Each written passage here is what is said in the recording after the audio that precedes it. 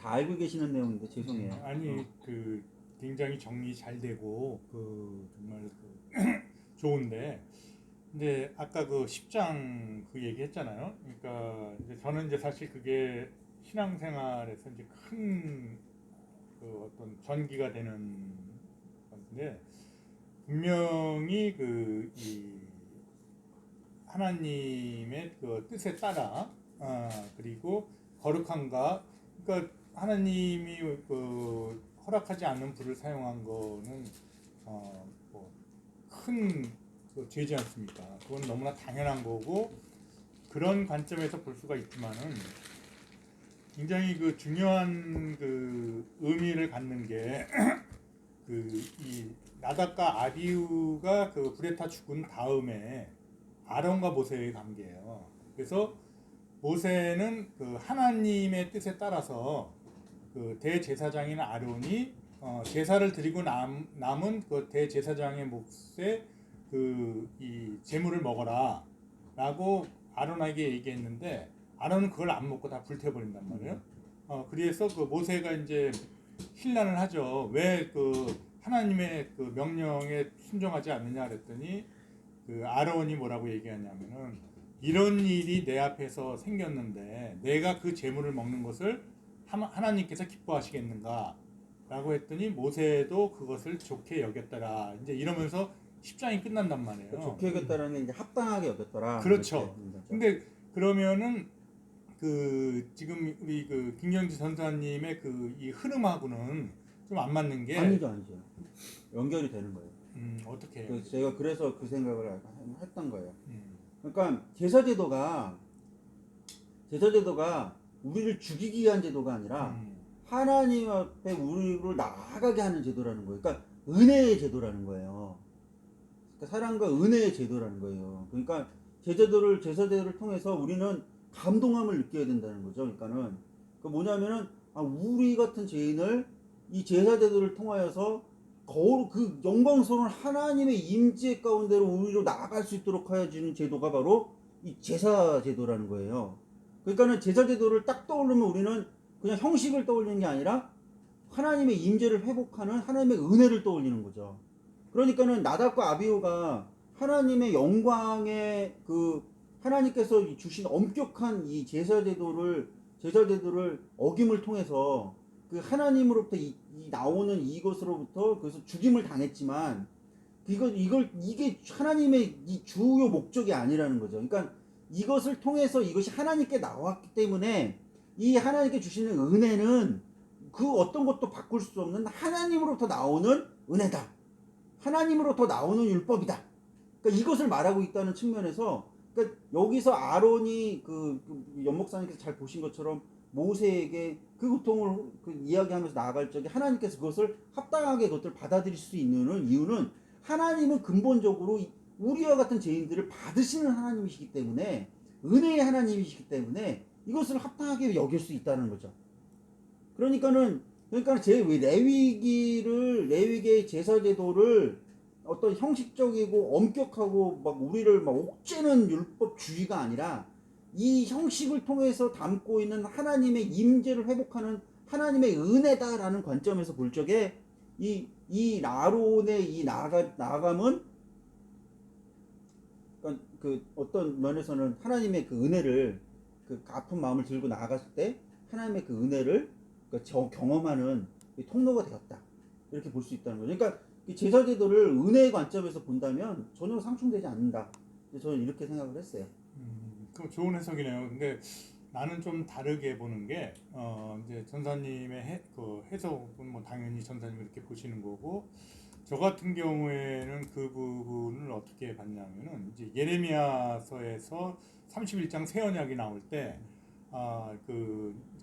분명히 선언을 하시지 않습니까? 내가 오늘 주는 언약은 이 옛 언약 구 언약이 아니고 새 언약이다. 그러면서 이제 성령에 의한 이제 그리스도를 이야기를 하잖아요. 그리고 그 사도 바울은 이제 로마서와 갈라디아서에서 그 예수 그리스도가 오신 것이 율법의 완성이다라는 이제 말씀을 하신단 말이에요. 그렇죠. 그러면 이 제사도 그렇고 절기도 그렇고 사실 다 이 예표를 예수 그리스도에 대한 예표의 의미가 있는데 제사는 뭐 거의 모든 신학자들이 인정하는 게 결국 예수 그리스도가 자신을 바치는 것에 대한 예표로 본단 말이에요.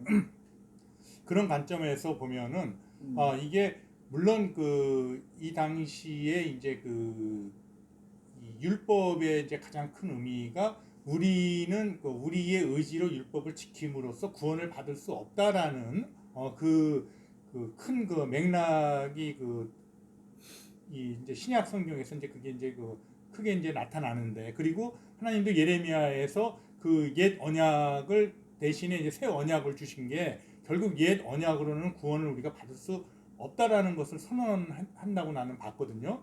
예레미야 31장에 나오는 그 부분으로, 그런 부분에서는 레위기 10장에서도 우리가 이런 율법을 통해서 제사와 이런 거룩함으로 나아가지만은 거기에는 분명하게 이것이 전부가 아니고 우리가 결국은 오실 예수 그리스도를 향해야 된다라는 것을 내포하고 있는 것이 아닌가, 저는 그런 관점에서 이제 사실 레위기를 같은 내용 맥락이죠. 저도 동일한 내용인 거라고 생각을 하는데 뭐 다르다고 생각하지 않는데 제가 말하는 거랑. 그러면 그리고 이제 또 하나 지점은 그러니까 옛 언약과 새 언약에 있어서 그러니까는 근데 분명한 거는 지금 이제 은혜로 그거를 이렇게 넘기면은 뭐 할 말은 없는데 분명한 거는 지금 김영준 전사님이 계속적으로 나답과 아비후가 하나님의 명령을 지키지 않는 그거를 했는데 그럼 동일하게 아론도 대제사장으로서 해야 될 것을 지키지 않았단 말이에요. 그러면은 아니죠. 그러니까는 그러니까 제사 이거는 아비로서의 모습과 제사장으로서의 모습은 다른 거죠. 그러니까는 제사장으로서는 그 엄격함을 하나님께서 요구하실 수밖에 없었던 것은 이것을 세워야 되기 때문에 이것을 이 불을 아무 불이나 넣었을 적에는 이것이 그래서 아까 그 아론의 어디죠? 그 황금 송아지를 아까 끌어들였잖아요. 출애굽기에서 거기서 아론이 황금 송아지를 거기서 만들어 버린다는 거죠. 그러니까는 그래서 하나님을 우리한테 보이라 그러니까는 아론이 이거 모아가지고서는 그걸 던져가지고 황금 송아지를 만들고 거기에 예배하게 한단 말이에요. 그러니까는 상당히 이게 둘이 연결돼요. 그때 그 아론의 그 행위로 인해서 레위 사람들은 우리가 저번에 본 것처럼 자신들이 고륙과 형제들을 아내와 자식들을 죽여야 했어요. 자기네들이 칼을 들고서는 마치 뭐 레위기는 왜 사유를 줬나라고 이렇게 얘기하겠지만은 저는 그때 보면서 야 이건 더 고통스러운 거구나. 그러니까 엄격한 책임을 물었던 거예요.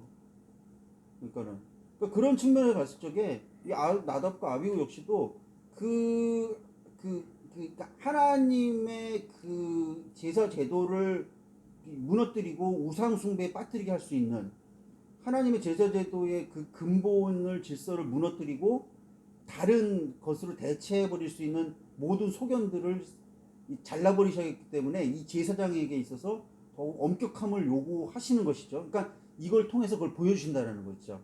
그러니까 보여주신다는 거죠. 근데 그 이후에 아비로스의 아론의 모습에 있어서는 하나님께서는 그것을 받아들이신다는 것이죠. 근데 이제 지금 내가 이제 좀 제가 이해를 잘 못하나?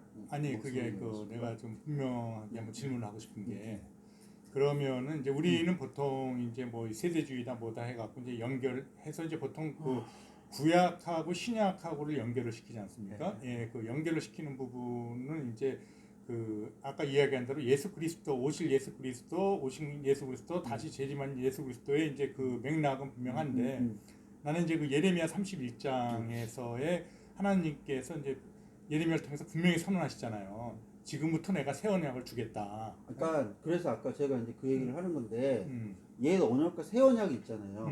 그러니까 옛 언약을 통해서 하나님께서 우리를 구원하시겠다라는 것이 아니라 그러니까 바울이 얘기하는 것 같이 이 옛 언약, 그러니까 율법을 통해서 한 가지는 우리를 예수 그리스도의 그 은혜로 우리를 이끌었다. 그러니까 우리를 정죄함으로써 우리를 이끌었다라는 측면 하나와 그 다음에 그걸 통해서 예수 그리스도께서 그 하나님의 율법을 온전히 이루셨다는 걸 통해서 하나의 연속성을 지니는 것과 그러니까 구약의 율법과 신약의 은혜는 그러니까 서로 대치되는 것이 아니라 연속성과 단절성을 동시에 지닌다라는 것이죠.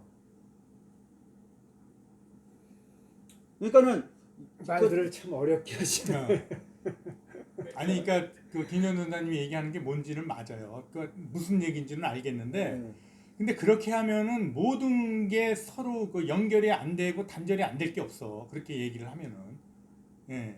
지금 이야기하는 게 그러니까 어떤 부분에서는 당연히 연속성이 되고 어떤 부분에서는 단절이 되잖아요. 근데 나는 이제 그거를 그러니까 이 관점에 레이기의 이 그 거룩함과 정결함을 우리가 이제 어떤 그 정신이나 이런 쪽에서는 나도 이제 연속성이 있다고 보는데 하나님께서 그 보통 이제 신명기에서도 나오는 게 우리가 그 율법을 다 못 지킬 것을 모세는 미리 예언을 하지 않습니까? 그 예언을 거의 많이 하거든요. 결국은 너희가 못 지켜갖고 너희가 멸망한다는 것까지도 그 모세가 3군데 정도인가 예언을 해요.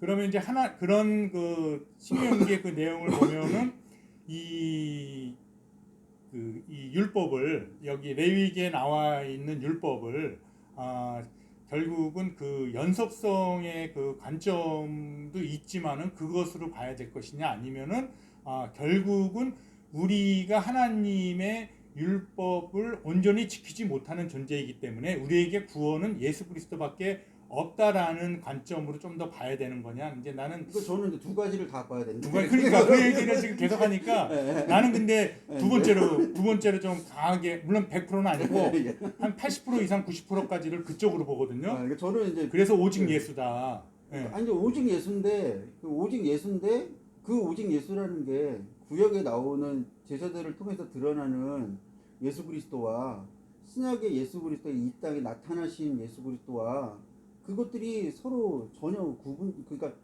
그 형식과 내용 그러니까 그 겉에 보여지는 것들은 달라졌지만은 그것이 담고 있는 의미들은 동일하다. 그러니까 구약도 율법과 은혜, 신약도 율법과 은혜 그 두 가지가 서로 그러니까 옛 언약과 새 언약이라는 단절성을 갖는 게 아니라 겉으로 보기에는 단절성을 지니지만 옛 언약과 새 언약이 그 단절성과 연결성을 동시에 지닌다. 그럼 하나님께서 새 언약을 주실 때 그렇게 구원약 이것도 유효한데 너희는 또 이 새 언약을 하나 더 가져 이렇게 주셨다는 얘기예요? 아니죠. 그러니까는 율법을 통해서는 너희들이 구원받을 수 없어. 너희들은 죄인이야. 그런데 너희들은 죄인이지만 너희들이 그렇기 때문에 예수 그리스도를 통해서만이 너희들이 구원을 받을 수 있어.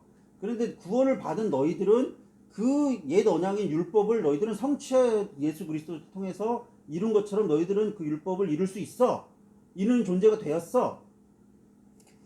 우리가 이루는 게 아니라 그 만약에 율법을 이룬다는 관점이면은 예수 그리스도로 인해서 너희가 율법을 이룬 것으로 간주해 주겠다라는 표현이 더 맞죠. 그러니까 간주해 주겠는데 간주의 줌을 통해서 너희들이 그 율법을 이제 이루는 존재가 되었다라는 것이죠. 그러니까 다시 말해서 율법을 통해 정죄받은 우리가 예수 그리스도를 통해서 우리가 새로운 존재가 된 우리는 그 율법을 좇을 수 있는 능력을 예수 그리스도로부터 통해서 우리는 가진 존재가 되었다. 내가 저기 지금 두 분은 자꾸만 그 율법으로는 구원받을 수 없다라고 자꾸 이제 이렇게 강조를 하시는데 처음에 율법을 줬을 때 그 율법을 받은 사람들이 전부 이 율법으로 우리 구원 못 받아 이렇게 생각하고 받았을까요? 아니죠. 나는 그렇게 당연히 생각 안 해요. 그거는 우리는 이미 성경을 앞부터 끝까지 요한계시까지 다 알고 욥기 우리 공부할 때도 그랬지만 그러니까 우리가 이런 말을 쉽게 하지 막상 우리가 그 현장에 있는 우리가 이스라엘 민족이라 그러면 뭐 지키지도 못하고 구원받지도 못할 거 뭐하러 줘? 난 이런 말 바로 나올 것 같아요. 이렇게 되면 이스라엘 백성들이 그렇게 얘기를 했죠. 근데 그것 때문에 하나님께서 자기가 율법을 준 그것을 제대로 지키지 못했기 때문에 그러니까 그 예레미야서 4장에서 그게 나오거든요. 그때 당시에도 그 이스라엘이 멸망할 때도 사람들이 좋은 거는 다 갖고 성전에 왔어요.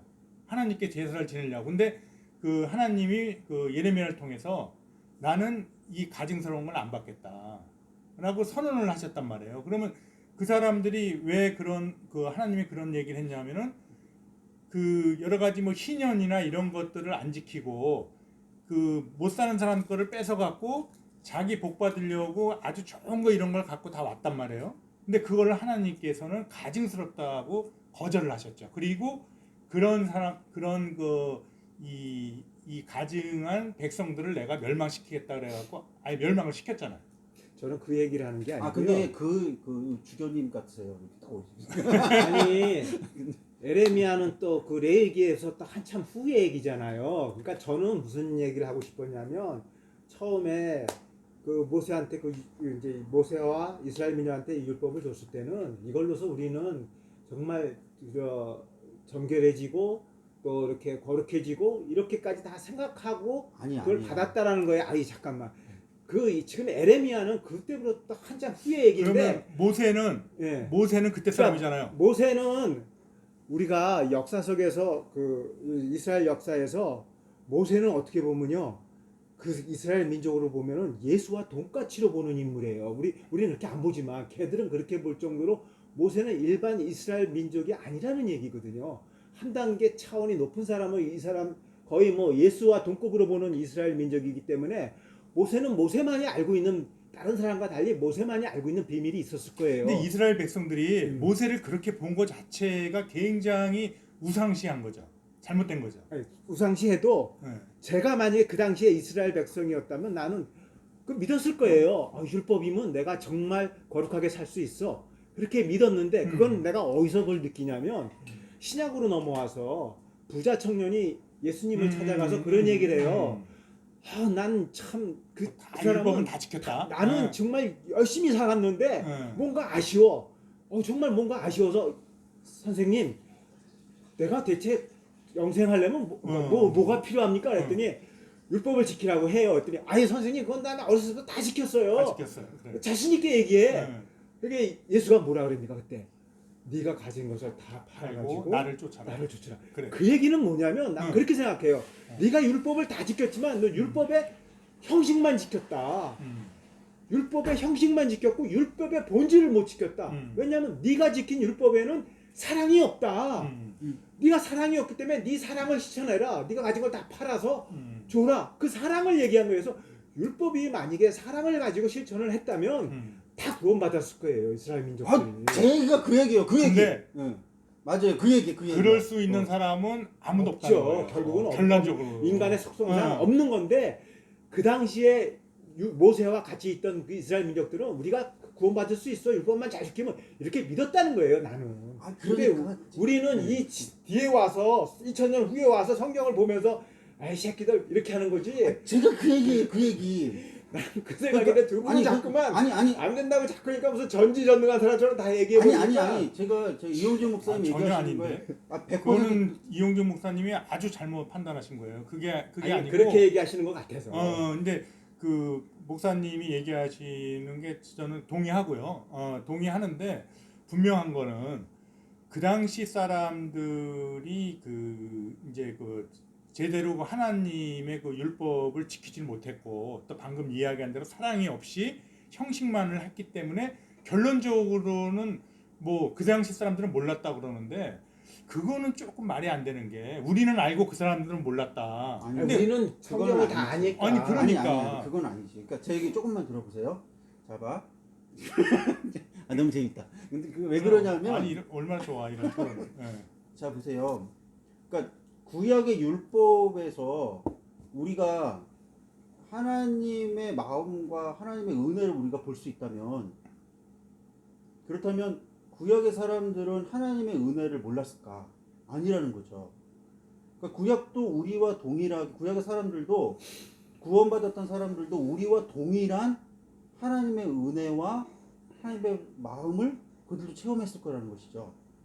그 이유가 뭐냐면 제가 요즘 욥기를 저 묵상하는데 욥기에서 욥이 온전한 사람이라고 나오거든요. 맞아요. 네, 그런데 욥이 온전한 사람이라고 나오는데 욥이 젊은 시절에 자기도 죄를 지었다라고 얘기를 하거든요. 그런데 하나님은 욥이 온전한 사람이라고 얘기하시거든요.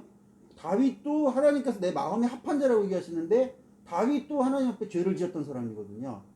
그러니까 하나님께서 우리 가운데 원하시는 온전한 사람이 무엇이냐, 구원받는 사람이 무엇이냐라는 것에 대해서 우리가 생각하는 율법주의적인 관념으로 그 구원의 문제를 거기 들이대면은 구원받을 자가 아무도 없는 것이죠. 그렇죠. 그게 바로 바리새파가 그 들이댔었던 율법주의라는 것이죠. 근데 하나님의 율법은 그게 아니라 하나님의 율법은 우리가 그 율법을 하나님께서 우리에게 주심으로써 우리가 그 하나님을 좇으려고 우리가 나아갈 적에 우리가 죄인이라는 것을 우리가 나아가게 하시고 그렇기 때문에 제사제도가 필요한 것이잖아요. 그러니까 죄인인 우리가 하나님 앞에 그 제사들을 통해서 나가서 하나님의 임재를 경험한 이들이 거룩함으로 세상 가운데로 다시 나가는 것이거든요. 그러니까는 제사제들을 통해서 우리의 마음의 정결함을 입고 우리의 마음이 주님을 향하여서 온전한 순종과 굴복으로 우리 심령이 주님을 향하도록 우리를 새롭게 하시는 것. 그게 바로 제사제도의 목적인 것이거든요. 그거는 지금 우리하고 동일한 것이잖아요. 그렇기 때문에 그들은 그 율법을 통해서 정죄함과 또 그 율법을 좇을 수 있는 능력을 동시에 받았다.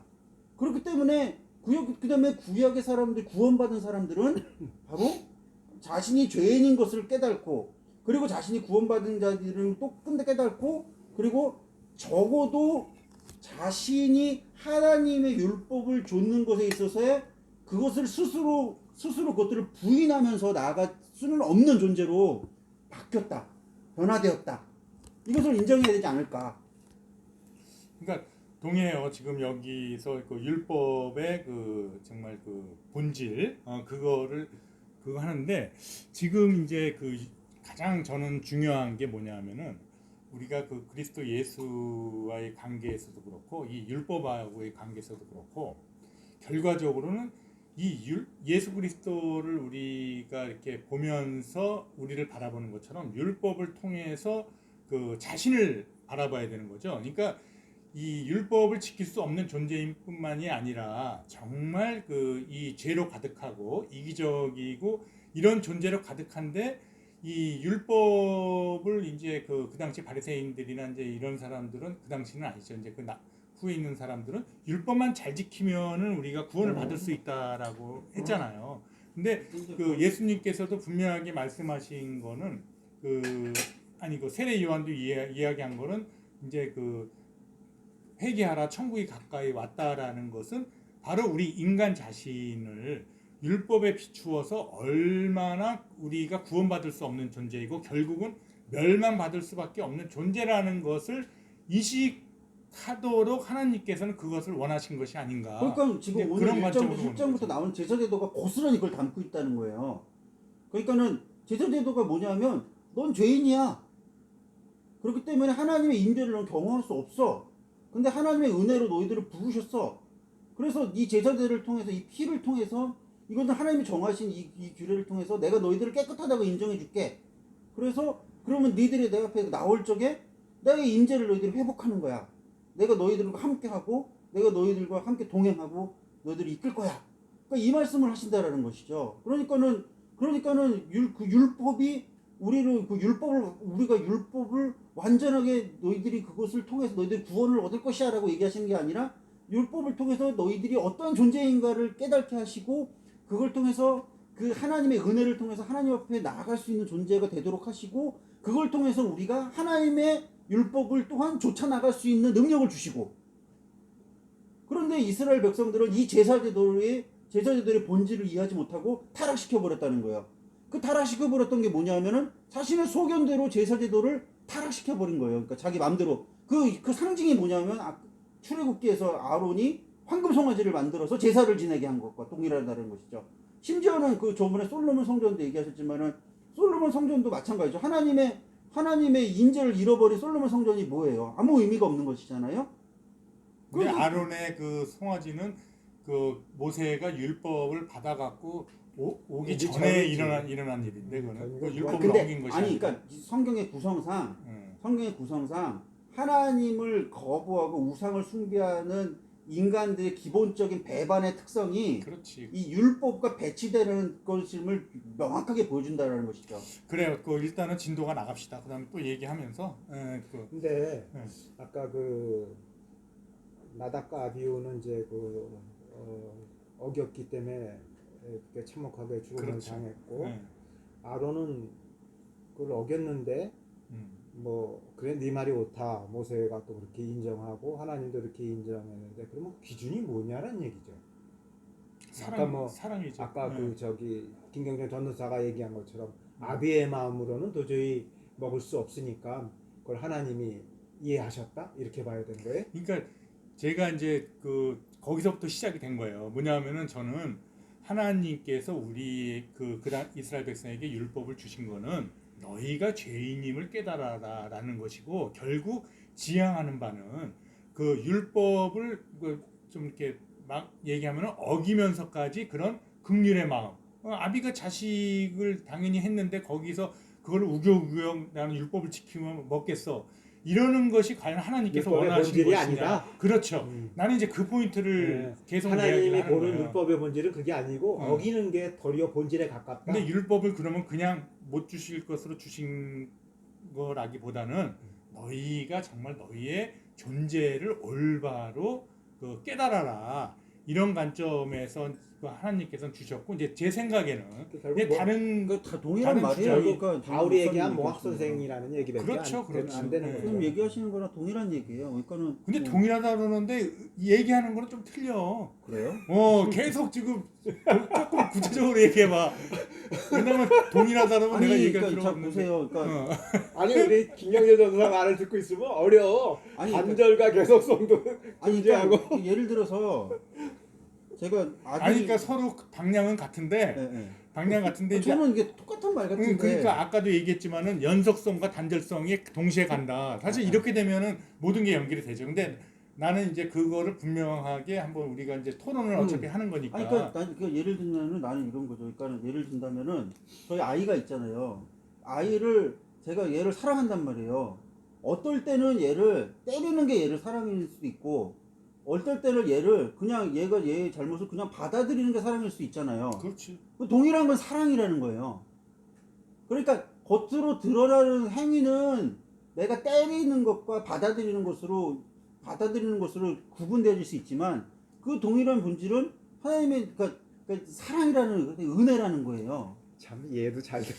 그거는 좀 이렇게 잠깐만 그 결이 좀 안 맞아. 아니 왜냐면 그러니까 왜그 그거는 얘기를 얘가 하냐면 좀 조금만 더 잘못된 그러면 들어보세요. 결국은 율법과 사랑이 똑같다는 이야기인데 그 다 통한다는 얘기잖아요. 근데 나는 그게 아니라는 이야기야. 그러니까 율법을 통해서는 그 사람의 존재, 죄인이고 그거를 깨닫게 하는 것이고. 나는 율법을 결국 통해서 은혜를 본다 이거죠. 나는. 그렇죠. 근데 하나님은 결국 그 율법을 통해서 지향하는 바는 그 사랑의 은혜다. 이제 근데 그거를 자꾸만 똑같다고 보면 안 되지. 그 틀린 거죠 지금. 왜 다르죠 그게?